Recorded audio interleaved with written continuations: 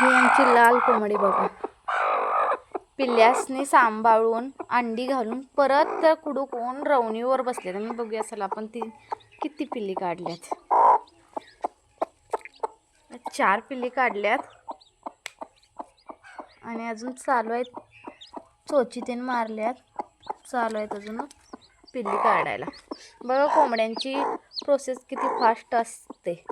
आणि आम्ही अशी रवण अशी रानातच बसवतो. हे ओलं रान होतं आणि आता सोकलं ते 21 दिवस झाल्यामुळं.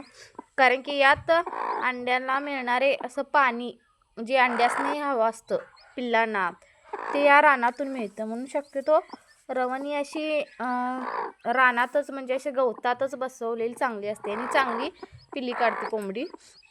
आता या आमच्या कोंबडीने 4 पिल्ली काढल्यात. अजून टोचा चालू आहेत माराय. बघू किती पिल्ली येतात हिची.